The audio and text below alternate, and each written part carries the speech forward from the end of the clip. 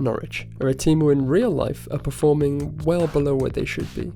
A team full of young talent who have just not found their feet in the Championship as of yet. So who better to rebuild? But this isn't any old rebuild. This is a challenge series, and a challenge to seek glory. Glory of the highest order. In the Football Manager world, everybody's the same. They all want the glory of the top division titles and Champions League trophies, but not me. I seek a different challenge. A different type of glory. I want to follow in the footsteps of real footballing greats. Footballing greats like Neil Warnock. This man had no desires of major trophies, maybe, but you know what he did play for? You know what he did crave? Promotions. Neil Warnock holds the record for the most promotions in the English tiers with 8, and 4 of those being straight into the Premier League, or the First Division. So that's our goal this series. Beat his 4 top tier promotions, and then maybe go on to steal the record for promotions too. So, Norwich is our first challenge. With a good squad, I see no reason why we can't go straight up in year 1. So that's the target. The first transfer window's closed, so the squad they have in real life is the squad I have. Let's see if we can get that first promotion. Like I said, this squad is good, but the board are only setting the target as top half, and that's fine by me. But with a squad with Josh Sargent, Matthijs Kvistgaarden and Kenny McLean, we definitely have the quality to take us up. But this is a young squad too, and Oscar is definitely somebody to be excited about. Let's build a tactic for this team. So this team have very nice attacking options and some solid centre mids. So let's just build around that. 4-2-2. I want an all-action team. Play fast and hard, but press faster and harder. This team sets up in 2 blocks. Defensive block and attacking block, obviously. The defensive block is solid. Nothing crazy. Wing back on the left because of what's happening further forward. And in the DM spots, 2 defensive midfielders in possession. Their job is to run and kick. The left-sided DM is more of an aggressive presser. But in the attacking block, 2 wingers and 2 strikers. On the left and in front of the wing back, we have a wide forward, and on the other side, just a regular winger. Then up top, we have a deep line forward who should bridge the gap between the 2 blocks, and a centre forward leading the line. The player instructions are simple. Strikers, wingers and the press and DM are all on press more, tackle harder. The wingers are asked to dribble more, the centre forwards are asked to run to the channels. So it's all well and good building a tactic, but does it actually work? Well, in these friendlies, we destroyed these lower league opposition. Well, kind of. Well, we certainly give up some chances. Let's hope we can sort that out before the season starts. Well, the season is here, and up first we have Millwall at home. So let's see if this system can work at a higher level. And after 37 minutes, a nice ball to the byline, and Kvistgaarden digs out across to the back post, and Josh Sargent heads home for our first goal of the season. And that would be the match. Not an abundance of good chances, but we were dominant. And we defended well, which is nice to see. Good start to the season. Next up we faced Reading in the Cup, and our rotated side fell to the League One side, thanks to an excellent mistake from Medic. If I didn't already dislike him from his time at Ajax, I definitely dislike him now. But the Cup doesn't matter. We're only looking for league success, and back in the league, that's exactly what we got with a 1-0 win over Portsmouth. Again, dominant, but we got to work on some better chance creation. And here come the first injuries of the season. I don't know if it's just me, but in every save I've done this year, I'm just littered with so many injuries. And this save is no different. Makama's out, and so is Maatsen. But the one man who is back from injury is club captain Kenny McLean. First real test this season as we play Middlesbrough. Will this hyper-attacking, pressing football work against better sides? Well, after just 4 minutes, Sargent puts us ahead. Then a few minutes later, he pops up again to double our lead. So maybe we're just going to batter every team this season. Well, Hayden Hackney had something to say about that. Later in the half, Oscar gets to the end of Topic's great pass to reinstate our 2-goal lead. But just before the half-time whistle, Middlesbrough opens up too easily again, and Hayden Hackney gets his second. 3-2 up at half-time, but the second half would be way more comfortable. Sargent, then Marcondes bundles home for a 5-2 win. But it wouldn't all be good news. That game saw Oscar and Sargent pick up injuries, so Oscar, who missed the start of the season with an injury, will now miss another 2 weeks. And Sargent, who has 4 goals in 3 games, will miss 5 weeks. Great. Well, without 2 starts, we close out the month with a 3-0 win against Blackburn, thanks to the Kvistgaarden brace. And Kenny McLean, who bangs on his return from injury. So August is perfect in the league, and we sit top of the tree, level with rivals Ipswich. And as you see, we dominate in the league stats. Sargent is top goal scorer and most player of the match awards. Kovacevic most clean sheets, and we lead the league in goals, clean sheets and tackles. the hyper-attacking pressing is working, but it may also be killing my players, so we'll see. September and it's time to face Frank Lampard and his Coventry side. League leaders in real life, but this isn't real life, and we're the leaders, but they do sit in third, so here we go. After 15 minutes we can't stop Mason Clark as his effort strikes the post and Haji Wright is on end to tap home for the lead. 5 minutes later and we come right back, with some nice link up from Gibbs and Cernak sees Gibbs' deflected effort finding out. Minutes later, Coventry try and play out from the back, but our press is too much and Kvistgaard pounces on the mistake. Second half, Topic sends the ball over to Gibbs and his cross finds Cernak who hits the post but scrambles in the rebound. You can't stop the Norwich train. 72nd minute and we see that Coventry combination again, as Mason Clark finds Wright at the back post for a goal. Coventry come again and a low cross finds Mason Clark who gets a goal for himself and ties the game up. Late in the game and a quick counter from Coventry and they find De Silva to take the lead. Rodoni gets a goal in stoppage time to give Coventry a 5-3 win, first defeat. So yeah, maybe we do need to find a more defensive system when we play the bigger sides. But it wouldn't be an FM game for me this year without an injury in the game, so this time it's Pelle Madsen, who misses 3 weeks, so we're kind of running out of players. Well, luckily for us we didn't need to change the system for the next game versus Wrexham, as they hold 5 goals in a simple blowout. After the 4 goals in the first half, on attacking, we saw at the game in the second half on a balanced mentality, so I'm trying to learn some lessons. Sargent returned for the trip to Stoke, but it would be Makama who would save the day with a late equaliser in a 1-1 draw. So a mixed bag in September, but maybe we've learned some lessons. October and it's derby month. But first up, Ryan Mason's West Brom. But they were beaten, so let's get back to the derby. And if you needed any higher stakes to this game, Ipswich are the current league leaders, so top spot is at stake, as well as pride. Ah yes, perfect news. Day before the biggest game in the Norwich calendar, and our keeper gets injured in training. So our fate is now in the big hands of former Manchester City youth keeper Daniel Grimshaw. Good luck to us. Well, not much he could do there as Jack Clark walks through to score. Minutes later, and it didn't matter who was in goals as Jack Clark scores a screamer. Second half penalty and a fourth would round off a Jack Clark masterclass, and it'd be one to forget for the Norwich fans. Ipswich stayed top. We definitely need a different setup in bigger games.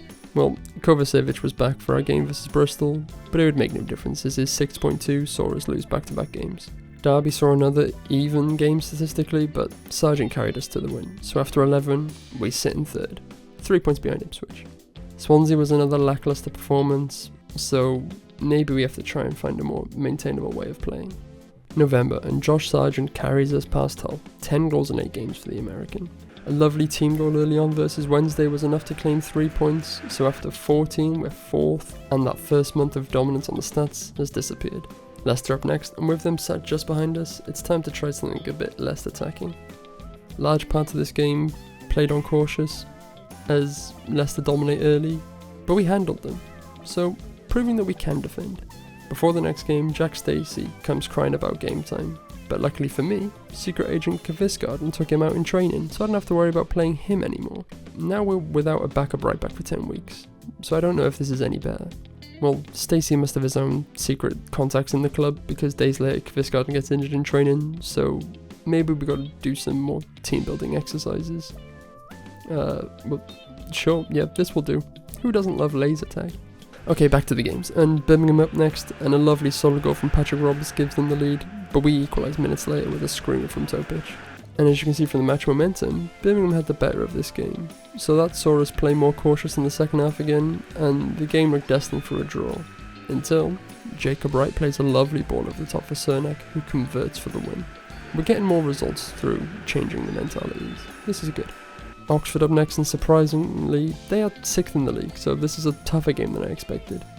This is how we line up. Few changes to the system from the season start. The left centre defence midfielder is now a deep line playmaker to help better with ball progression and bridge the gap to the attack, while the wing back at left back is changed to a full back because we were getting caught out way too much behind the wing back. Well, at half time in the game versus Oxford, they're battering us, so it's time to change things. Roles are largely the same, and so are the ideas, but the shape needs changing, so we can have more control in games. So one of the strikers drops into the cam position and will play as a channel midfielder. And well, again, looking at the match momentum, second half was all us, and we come away with a 1-0 win. So it's time to scrap this system. Clean slate, because I don't use no presets. 4-2-3-1 in possession, 4-4-2 out of possession. The best way to set up out of possession. Like versus Oxford, channel midfielder at cam, with wide forwards on either side. In terms of instructions, the ideas are still the same. Narrow in setup, not trying to build out from the back, but now with both fullbacks making underlapping runs, which makes the pitch tight, trying to find runs in behind. Same ideas out of position too, but now we'll press slightly less, and with the fullbacks narrower and the cam in place, we're looking to trap inside, hoping for turnovers quickly after we lose the ball half the field. So that's the new system. Let's test it versus QPR. Well, Jurasek was definitely enjoying the new role with that Rabona assist for Sargent. Late cross from youngster Miles finds Jurasek again, who nods it down for Gibbs to double our lead. First game with the new tactic and we dominate. And not just dominate, we created good chances too, which is an improvement. And with that unbeaten month we go second. And that sees me win my first manager of the month of the series. December, and we see the return to Coventgarden for the game against Watford. And we leave it late. 3 goals in the last 30 minutes to see off the Hornets. And with that win, we go top. Until Coventry play. Next up, Sheffield United. We ride our luck a bit but claim the win, which saw youth player Cuomo start his first senior game, which shows you what we're dealing with injuries. As we approach January, we have a few players out of contract at the end of the season. And the joy of this save sometimes, if you think you're going to win the league and there's a useful player in your team that's out of contract, you can just not renew it and run the risk that nobody else picks them up, with the intent of you picking them up for the next club. But we won't be doing that this season. McLean and Macondas, they get new deals. Southampton up next, and for whatever reason they're 19th. Nick Montgomery's their manager. Things are now adding up. Well, it'd be the Coventgarden and Marcondes show, as the striker gets a hat-trick and the midfielder gets a hat-trick of him assists. So enjoy relegation, Southampton. Days after signing the new deal, 33-year-old club captain Kenny McLean tears his ACL. So that will be the last time we see him on a football pitch. And what a season he was having. And now we're going to have to be without him. Well, Pelle Matson, it's time for you to step up. And to make things worse, our distraught team goes to Preston and can't put chances away. So it's our first defeat in 9. But after 22, we're top level with Coventry. And remember, it's the championship, so the top 2 go up automatically. Our only goal really here is to gain promotion. We don't get any bonus points for winning the league, even though it'd be kind of nice. Next up, Charlton. And with McLean gone, Gibbs is filling in a deeper role. And he would get a goal and assist either side of Charlton's double as we drop points again. I know I said it's okay not to win the league, but I would still like to. It's been a whole week since our last season ended in injury, so let's have another. First choice centre back Jose Cordoba, who has been solid all season, breaks his leg. So that's him gone too. Great. We're going to need to find a replacement. Thank God January's here. But first we have to end the year versus Watford. Yeah, whatever, they're awful. Let's go and get some deals done to save this team. Oh hey, back-to-back Manager of the Month awards. Well done me. I couldn't have done it without me. January, and it's time for reinforcements. Kofi is offered to us, and he looks great. And in this save, finances don't really matter, so you can have whatever sort of money you want. Well, 8k is fine. Nice simple deal. Well, we didn't have Kofi for the trip to QPR, and after 30 minutes we looked like we needed a new centre-back.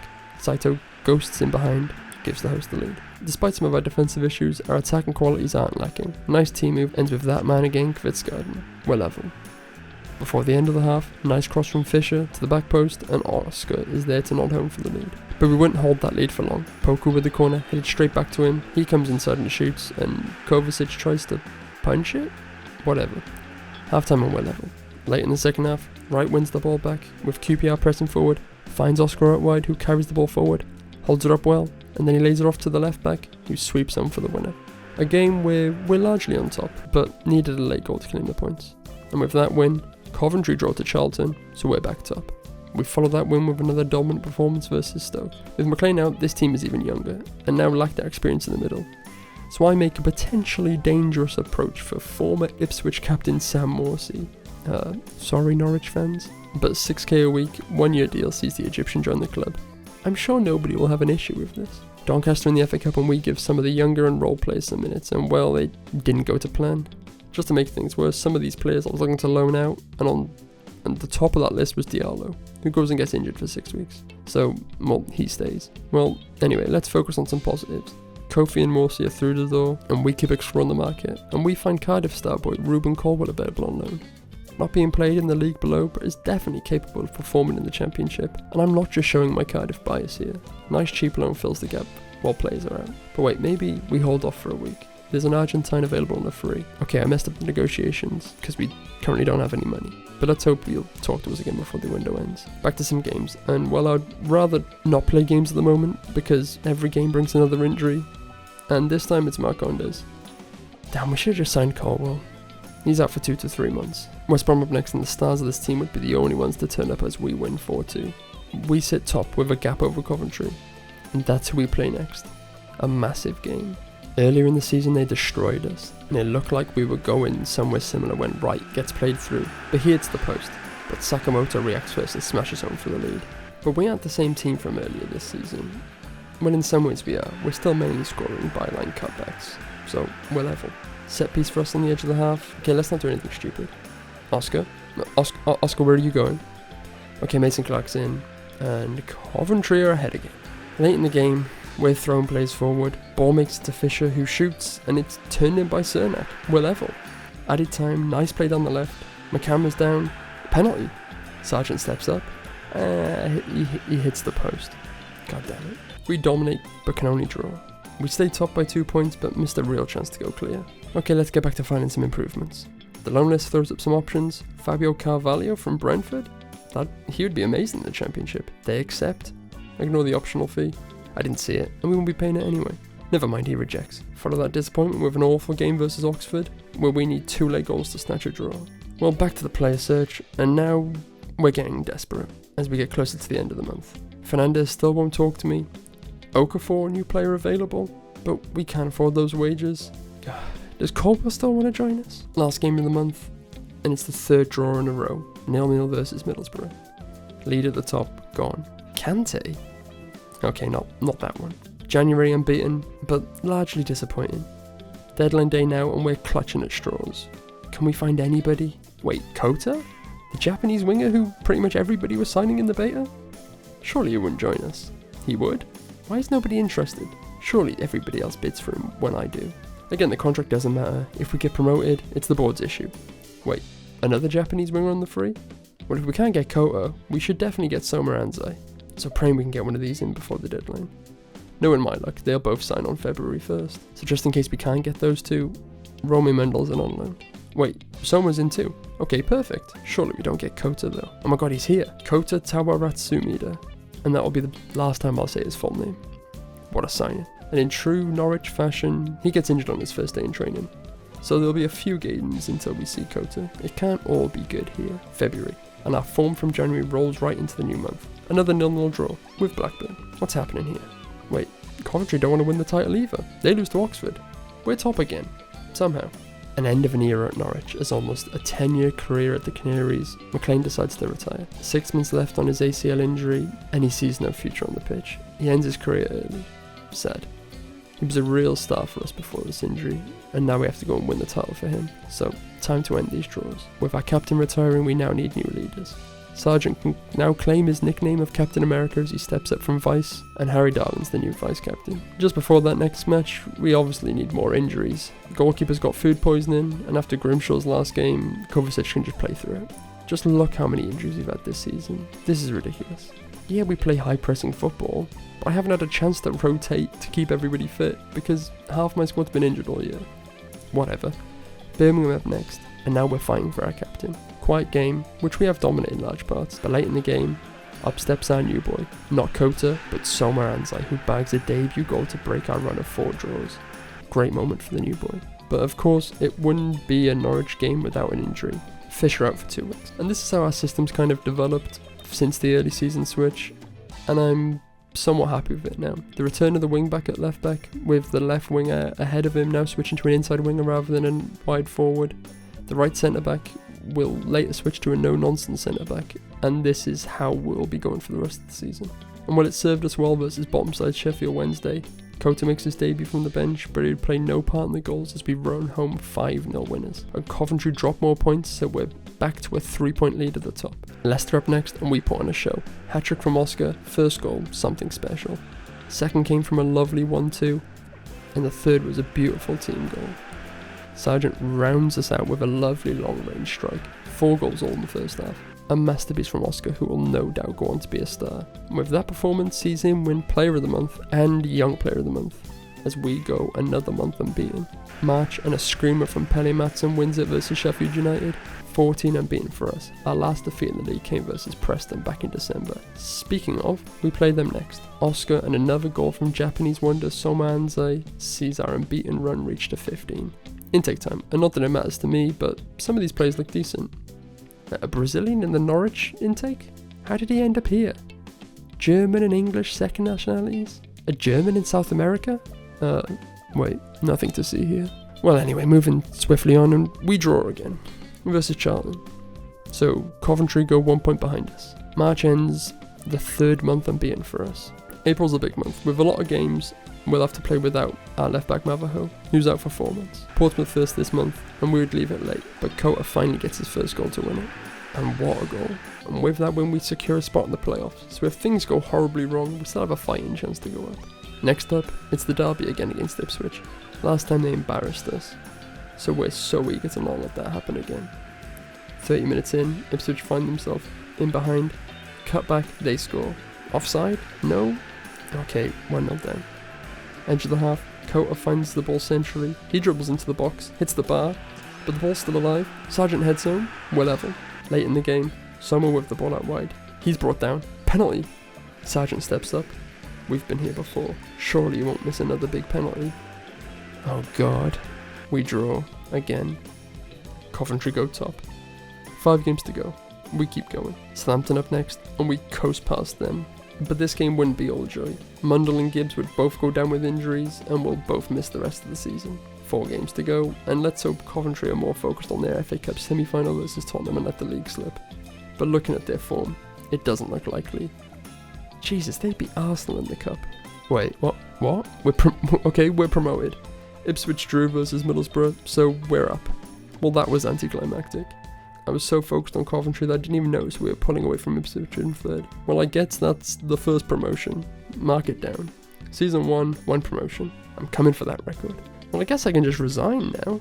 Okay, no, let's try and get this title first. We don't want to announce I'm leaving and ruin any momentum we have.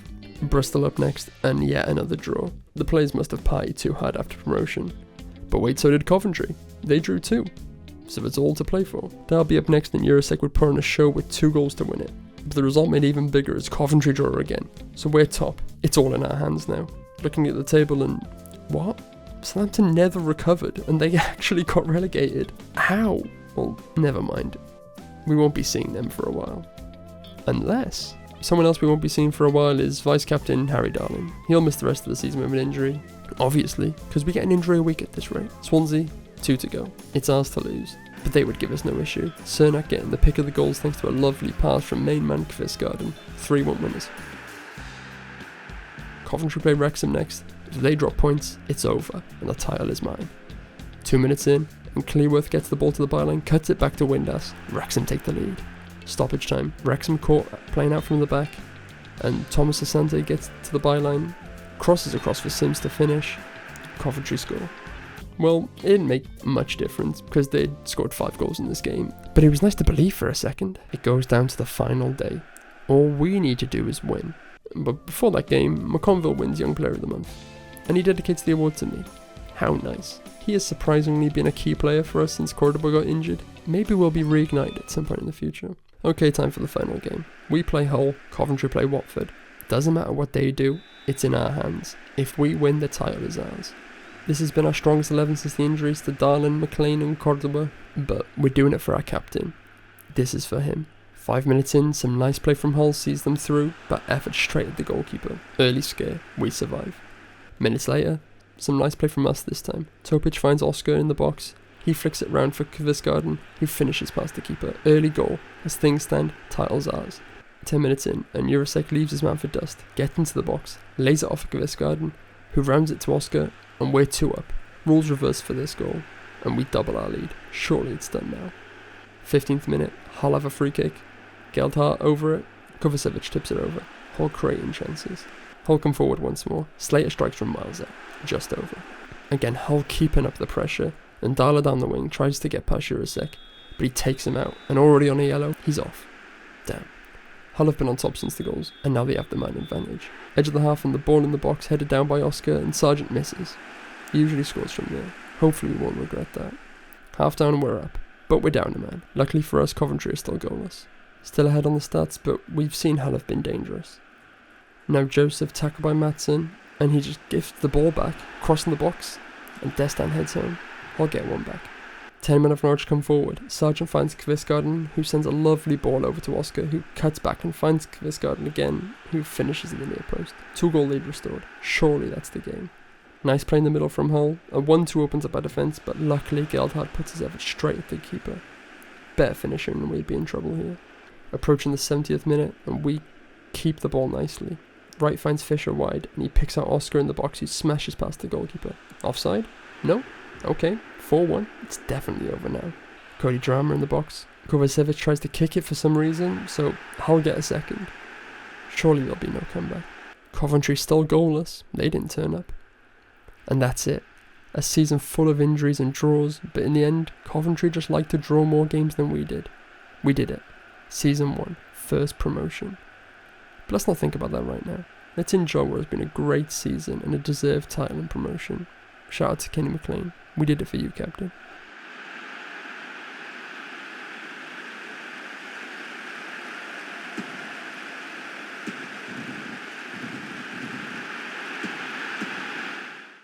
Final league table, and we win it with 101 points. Most goals, fewer shots against, most clean sheets, most tackles won.